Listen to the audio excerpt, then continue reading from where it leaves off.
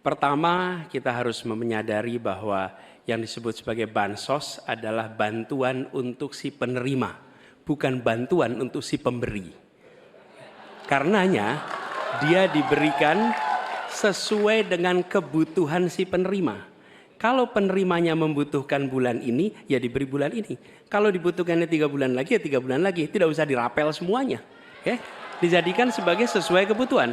Yang nomor satu, itulah yang disebut sebagai bansos tanpa pamrih. Kemudian yang kedua, pemberian bansos ini harus tepat sasaran.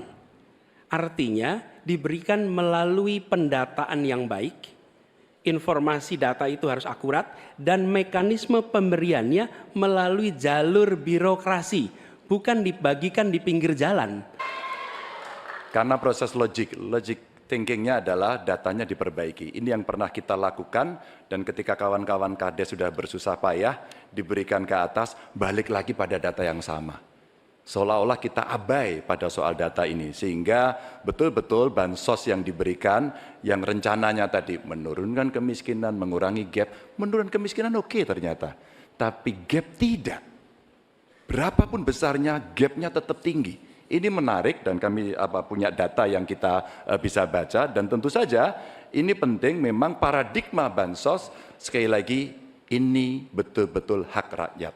Tugas negara dan pemerintah adalah memastikan itu, bahwa ini adalah tepat sasaran dan tepat waktu.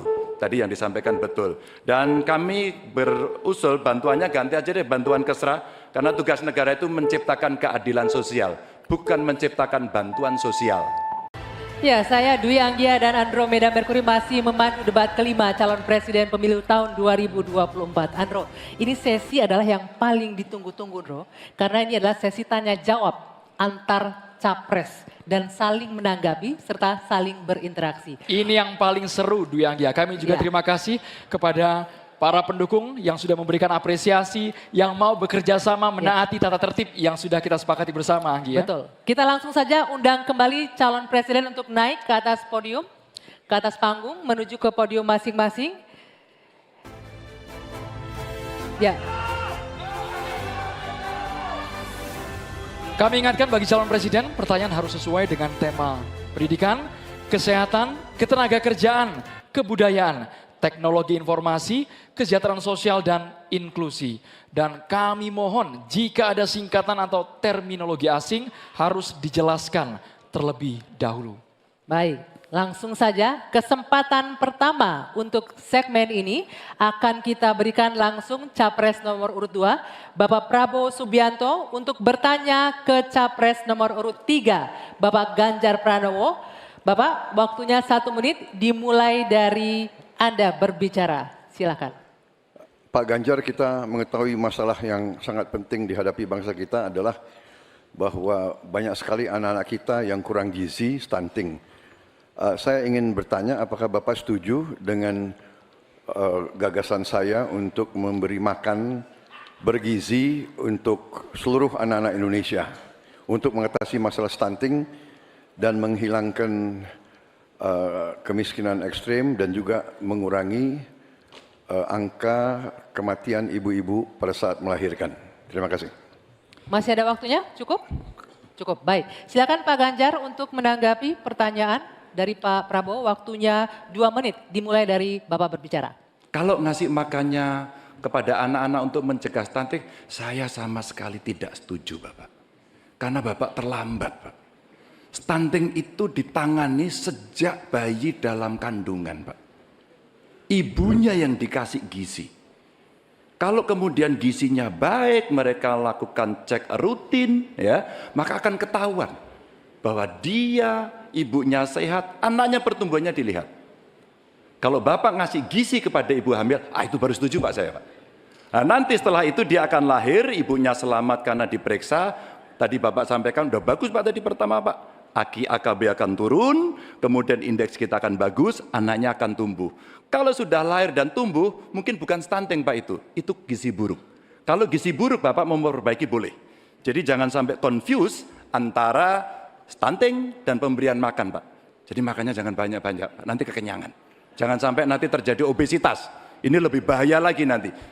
Itu kira-kira yang bisa dilakukan. Jadi mengatasi stunting sejak ibu hamil, bahkan bisa dicegah pada saat anak-anak kita mau menikah, Pak.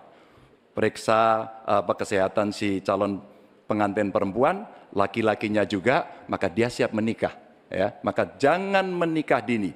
Baru hamil, periksa rutin, kasih gizi, insya Allah, Pak, itu akan melahirkan bayi-bayi yang sehat, yang kuat, dan kemudian kalau itu kurang gizi, baru Bapak benar tadi, Pak. Kasih gizi yang baik agar anak-anak tidak kurang gizi dan dia tumbuh cerdas. Mudah-mudahan menjawab ini, Pak. Terima kasih, Pak. Waktunya? Cukup. Cukup? Baik, silakan Pak Prabowo untuk menanggapi jawaban dari Pak Ganjar.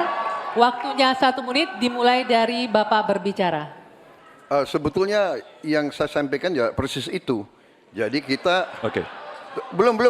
Kita beri program kita beri makan ibu yang sedang hamil. Kita beri bantuan gizi ibu yang sedang hamil karena dia mengandung 9 bulan. Tapi memang stunting itu karena kurang gizi, Pak Ganjar. Itu karena ibu dan karena dianya juga kurang gizi, dia stunting. Dan itu terjadi di seluruh bagian dari Indonesia. Yang saya ketemukan anak-anak umur 10 tahun, badannya seperti anak umur 4 tahun. Jadi kita harus intervensi, kita harus kasih bantuan makan, dan juga ini mengurangi kemiskinan. Karena banyak sekali rakyat kita yang penghasilannya hanya 1 juta rupiah sebulan. Jadi kalau tidak dibantu makan anak-anaknya sangat berat hidupnya. Terima kasih. Ya, cukup waktunya ya. Baik, selanjutnya kami persilakan Pak Ganjar untuk menanggapi jawaban dari paslon nomor 2. Waktunya 1 menit, silakan dari sekarang. Jadi maksudnya Bapak mengkoreksi pertanyaan Bapak ke saya ya tadi ya? Tidak, Pak. Oh tidak? Oke. Bapak setuju atau tidak dengan Pak Prabowo, makan siang? mohon ditahan. Saya izinkan kok Berbicara Bapak, di waktunya biar kita saja nanti. berdebat.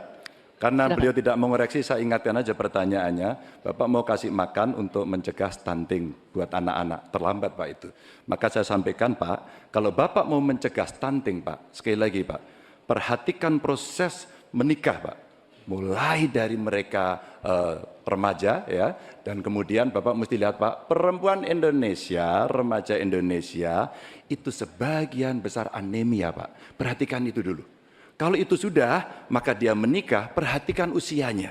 19 tahun usia hari ini adalah menjadi ukuran di mana mereka akan sehat secara mental dan secara fisik. Kalau itu sudah Pak, diperiksakan semua ke dokter, ke rumah sakit dan rutin, itu akan terjaga dengan gizi yang baik yang ada di sana. Itu pendapat saya. Cukup. Waktunya habis Bapak. Terima kasih Pak Ganjar. Mohon tenang hadirin sekalian. Sekarang kita ke calon presiden nomor urut 1. Maksud kami nomor urut 3, Bapak Ganjar Pranowo. Bertanya ke calon presiden nomor urut 1, Bapak Anies Baswedan. Waktu Pak Ganjar 1 menit dimulai saat Bapak berbicara. Pak Anies, lagi rame kita mau tanya soal bansos.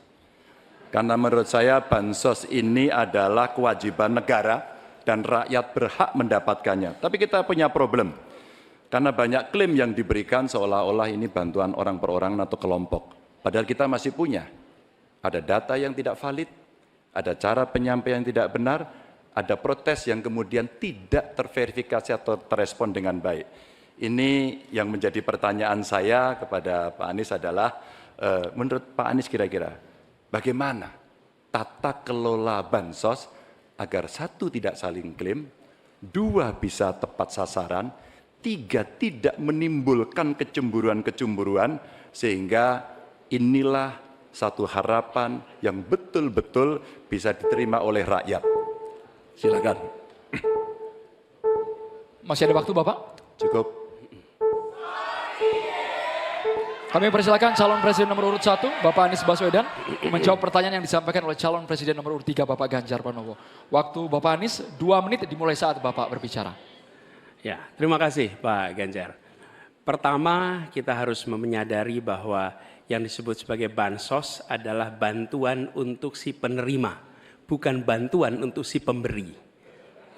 Karenanya, dia diberikan sesuai dengan kebutuhan si penerima. Kalau penerimanya membutuhkan bulan ini, ya diberi bulan ini. Kalau dibutuhkannya 3 bulan lagi, ya 3 bulan lagi. Tidak usah dirapel semuanya. Ya. Dijadikan sebagai sesuai kebutuhan. Yang nomor 1 yang itulah yang disebut sebagai bansos tanpa pamrih. Kemudian yang kedua, pemberian bansos ini harus tepat sasaran. Artinya diberikan melalui pendataan yang baik, informasi data itu harus akurat, dan mekanisme pemberiannya melalui jalur birokrasi. Bukan dibagikan di pinggir jalan, tapi dibagikan langsung di lokasi menggunakan siapa jalur birokrasi. Kemudian yang ketiga, yang tidak kalah penting, ketika kita berbicara tentang bansos ini, harus bansos itu bisa dipastikan mereka yang miskin, prasejahtera itu termasuk di dalamnya. Jangan sampai mereka terlewatkan. Karena itu kami menyusun, ini sebagai bagian dari perubahan, adalah bansos plus. Angkanya ditingkatkan, yang belum masuk masih miskin dimasukkan, dan diberikan bekal pelatihan, pendampingan supaya mereka pelan-pelan bisa mandiri dan hidup lebih sejahtera. Jadi kami melihat ketika sampai kepada bansos ini adalah atas nama negara. Ketika saya bertugas di Jakarta, semua paket bansos di kerdusnya diberikan label, dibiayai APBD DKI Jakarta. Bukan dari gubernur, dari uang rakyat lewat APBD DKI Jakarta. Jelas posisinya.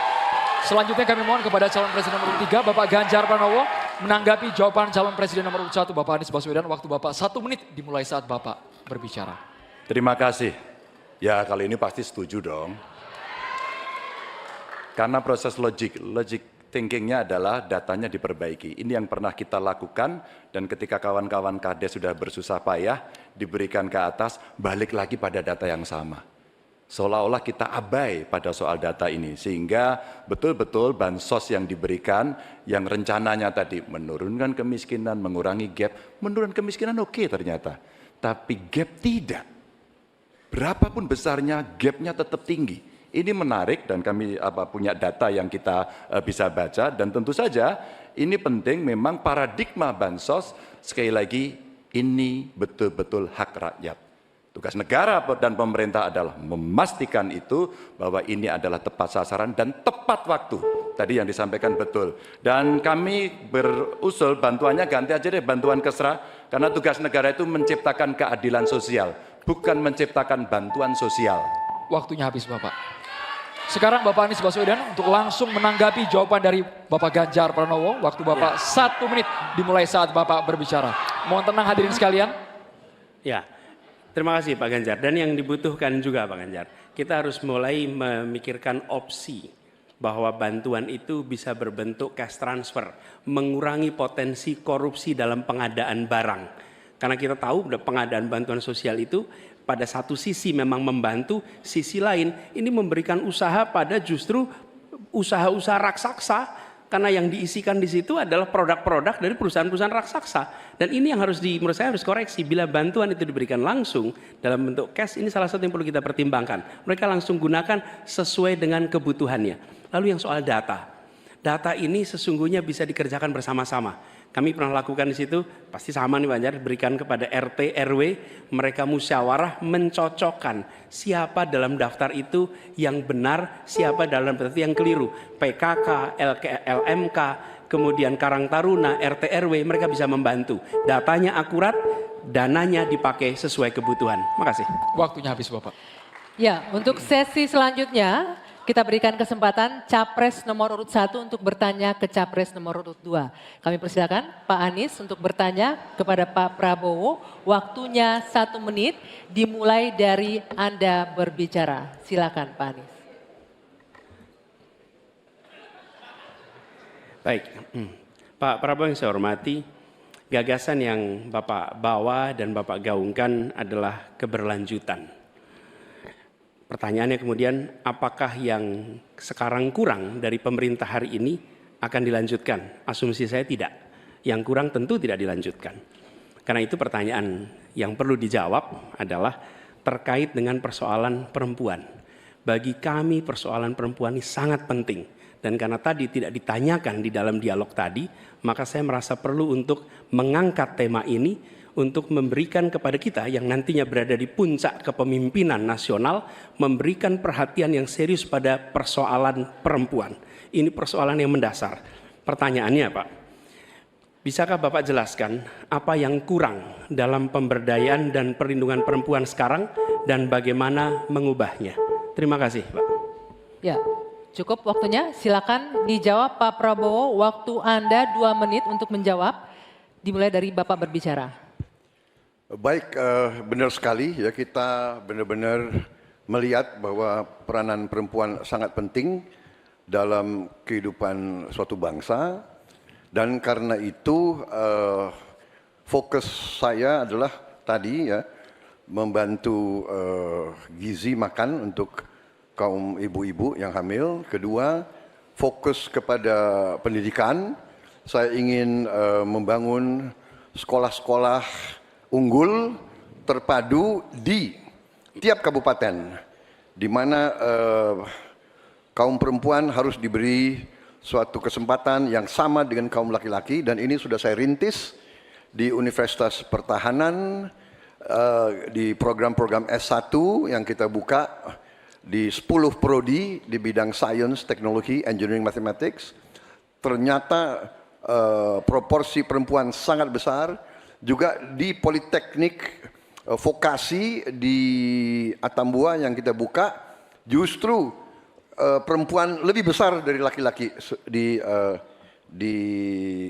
mahasiswa dan mahasiswinya. Jadi memang benar ini kita harus memberi kesempatan terutama melalui pendidikan dan pelayanan kesehatan. Ini saya kira sangat-sangat penting. Kita harus kurangi secara drastis angka kematian ibu yang kita termasuk 10 negara tertinggi angka kematian ibu pada saat melahirkan. Jadi saya kira upaya-upaya untuk kesetaraan gender sangat penting. Juga di bidang politik kita melihat kaum perempuan sudah sangat mengambil peran yang sangat menonjol, dan saya akan mendorong peranan itu di pemerintah yang saya pimpin kalau saya dipilih. Terima kasih. Waktunya habis. Saya berikan kesempatan untuk Pak Anies menanggapi jawaban dari Capres nomor urut 2. Waktunya 1 menit. Silakan dimulai dari Bapak berbicara. Ya, terima kasih Pak Prabowo. Tapi mohon maaf, nampaknya Bapak belum menjawab pertanyaan kami. Karena pertanyaan adalah tentang perlindungan perempuan, yang permasalahan apa dan bagaimana mengubahnya. Mohon nanti sesudah ini mungkin bisa dielaborasi soal perlindungannya. Kami melihat ada 3 hal ketika bicara itu. 1, perlindungan. Karena kita menyaksikan jumlah kekerasan pada perempuan luar biasa banyak, tinggi. Catatannya ada 3,2 juta kasus selama 8 tahun terakhir ini. Itu yang tercatat, itu yang terlaporkan. Dan perempuan ini harus dimuliakan, harus dilindungi, dan kekerasan pada perempuan tidak boleh disepelekan, tidak boleh dianggap sebagai isu kecil. Dari mulai catcalling sampai kekerasan fisik, itu semua harus ditindak tegas dan kami akan tindak tegas. Kemudian yang kedua, kesetaraan. Yang sekarang bekerja dibangunkan daycare, sehingga bagi ibu yang mempunyai anak bisa ada tempatnya. Yang ketiga, kesejahteraan. Perempuan harus punya upah yang setara dengan laki-laki. Itu kira-kira Pak. Terima kasih. Baik, kami berikan kesempatan Pak Prabowo menanggapi respon dari Pak Anies tadi. Waktunya 1 menit, dimulai dari Bapak berbicara. Tadi Pak Anies kurang tegas membicarakan masalah kekerasan terhadap perempuan dan perlindungan. Oh, kita harus tegakkan hukum. Dalam perlindungan masalah-masalah itu kita tegakkan hukum. Dan itu harus kita tegakkan dengan sekeras-kerasnya. Dan itu sudah menurut saya aksiomatis. Tanpa kita berpikir panjang, memang itu kita harus lindungi seluruh rakyat kita, apalagi kaum perempuan dari segala bentuk penindasan, kekerasan, eksploitasi, human trafficking, dan sebagainya. Jadi saya sangat-sangat mendorong penegakan hukum yang sekuat-kuatnya dan bantuan kepada lembaga-lembaga even non pemerintah, NGO-NGO yang bergerak di bidang perlindungan kaum perempuan. Saya sendiri aktif menyelamatkan kaum perempuan yang bekerja di luar negeri dari tindakan-tindakan kekerasan seperti itu. Terima kasih. Baik, Baik. terima kasih. Hadirin sekalian, Ya. sekarang waktunya Bapak Ibu di sini untuk memberikan apresiasi kepada para calon presiden yang telah memasuki sesi tanya jawab dan saling menanggapi. Kami persilakan Bapak Ibu untuk memberikan apresiasi setinggi-tingginya kepada para calon presiden. Sesi tanya jawab antar calon presiden Anggi masih terus berlanjut Betul sesaat lagi sekali. ya. Ya, kita akan lanjutkan usai jeda. Tetaplah di debat kelima calon presiden pemilu tahun 2024.